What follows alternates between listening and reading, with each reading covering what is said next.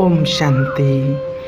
आज बाबा ने 13 मार्च 1981 की मुरली में बहुत कड़े बोल या फिर यूँ कहें कि बहुत पावरफुल बोल बाबा ने हम बच्चों के लिए बोले हैं। बाबा कहते बच्चे, ऐसा समय भी आएगा जो प्लेन भी नहीं मिल सकेगा, जैसे एरोप्लेन।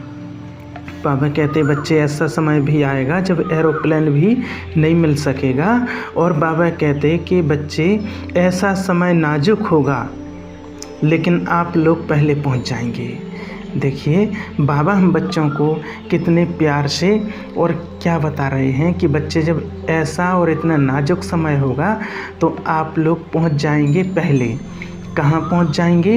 बाबा के डायरेक्शन है कि बच्चे, आप बच्चे तो सेफ जगह पर पहुंच जाएंगे या मधुबन में पहुंच जाएंगे। तो रियल में तो बाबा जानते ही हैं कि क्या होना है, लेकिन बाबा फिर भी हम बच्चों को बार बार अटेंशन दिलवाते हैं। लेकिन बाबा कहते हैं कि बच्चे अलबेलेपन की नींद से जागें। ऐसा होता है ना कि कल कर लेंगे, कल से अमृत वेला करूँगा, या एक बार मैं अपना बिजनेस सेट कर लूँ, या मैंने सेटिंग ये सेट कर लूँ, वो सेट कर लूँ। लेकिन बाबा कहते आज की मुरली में इतने अच्छे पॉइंट हैं, एक भी पॉइंट मिस नहीं करना। बाबा कहता है आज की मुरली में सबसे अलग पॉइंट बाबा ने बताए हैं।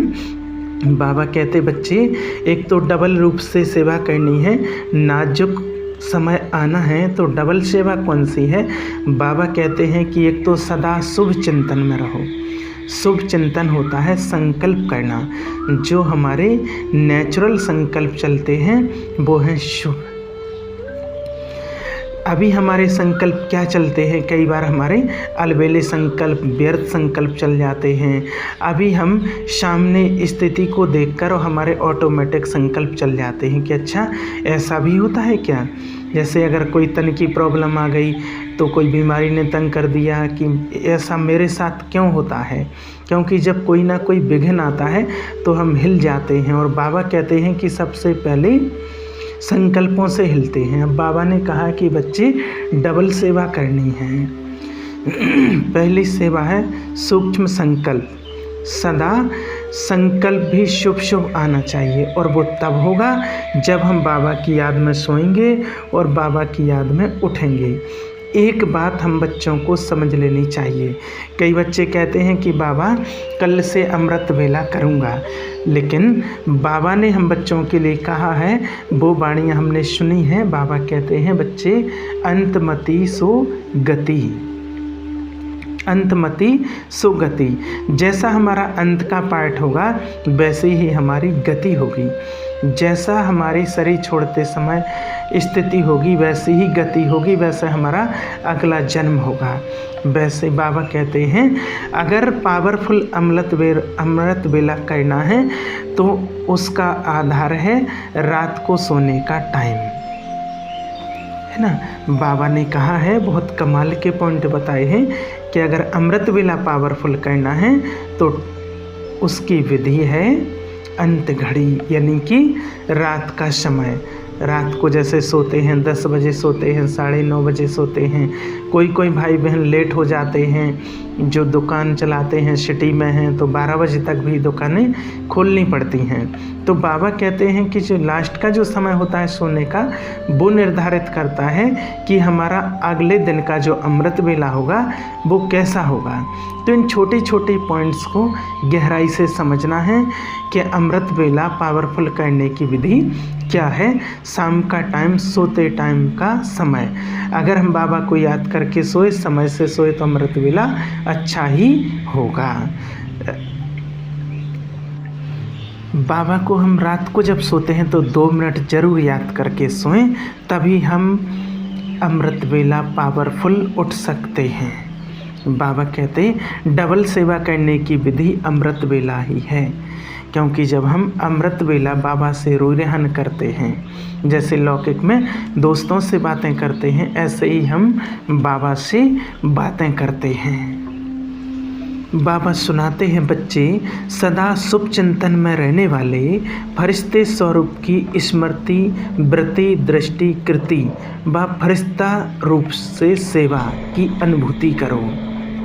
तो बाबा कहते उनकी अनुभूति हम बच्चों को बाबा कहते पहले मनसा में करना है। कृति होता है कर्म करना, वृत्ति होना जो हमारी सोच चलती है, जो हम सोचते हैं उससे वायुमंडल बनता है, वाइब्रेशन फैलते हैं सृष्टि पर। कई बार ऐसा हमें सुनने में आता है, दीदी लोग सुनाते हैं कि संकल्प से सृष्टि रची जाती है। बार बार जो हम संकल्प करते हैं वैसे ही सृष्टि रची जाती है। हम बार बार क्या करते हैं, लेकिन हम काफ़ी बार सृष्टि को देखकर संकल्प चला रहे होते हैं। हाय ये क्या हो गया, ये मेरे साथ सब कुछ सही नहीं हो रहा है। एक बार एक बहन ने पूछा था, किसी ने, पूछते ही हैं लोग, बाबा के ज्ञान में चलते हैं तो माना पूछते ही हैं, और फिर बाबा किसी न किसी माध्यम से उनको जवाब देता है। तो उनका सवाल था कि कुछ ना कुछ घर में नुकसान होता ही रहता है, ऐसे अक्सर होता है, कभी कुछ खराब हो गया, और ख़ासकर बिजली का कोई भी आइटम खराब हो जाता है।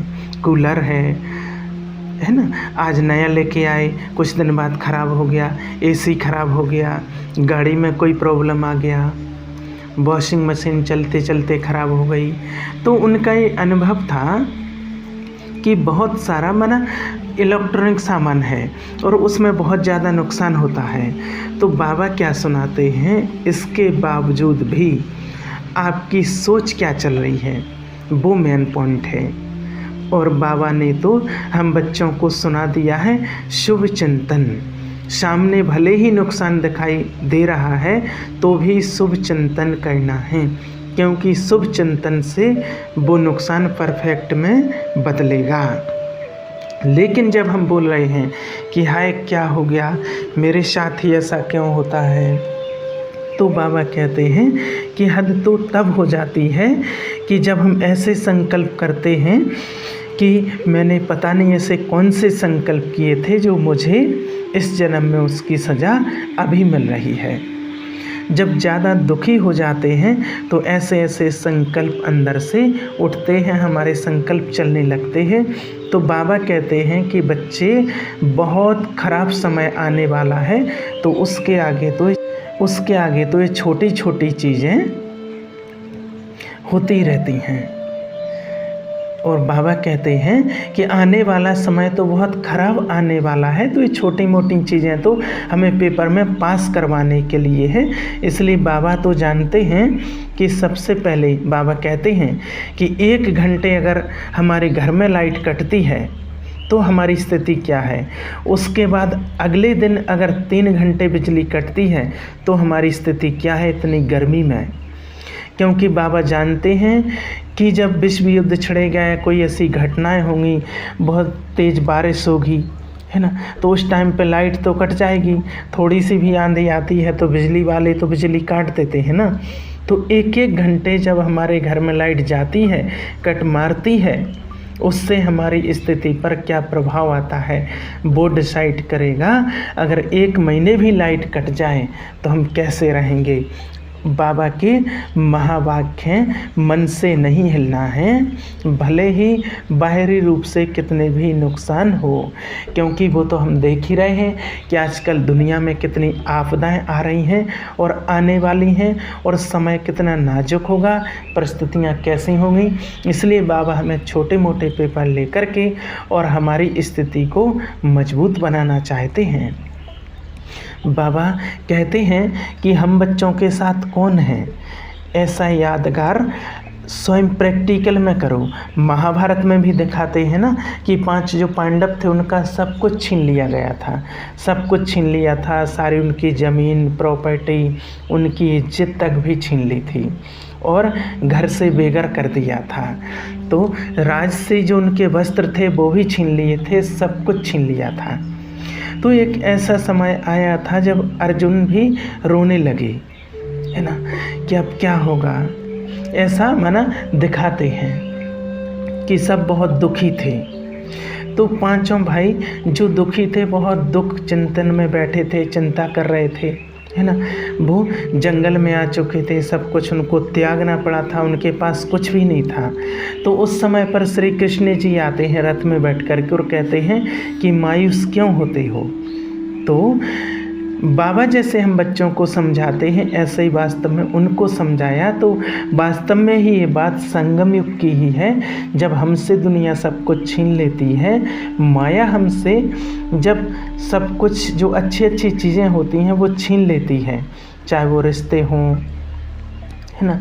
जैसे एक माता थी, उनका एक ही बेटा था और उसकी 24 साल की उम्र थी और 24 साल की उम्र में उसकी मृत्यु हो गई। तो उसकी माना उसके दिल पर क्या बीत रही होगी।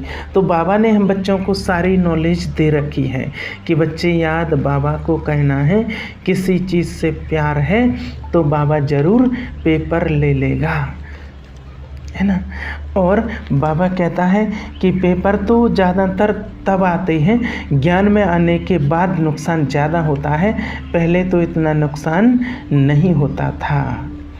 और बाबा कहता है कि ज्ञान में आने के बाद हमारे जो अंतरक चक्षु हैं वो खुल गए हैं, हमें अच्छे और बुरे क्या होता है ना, वो हमारा समझ से बाबा ने वो नॉलेज हमें दे दी है।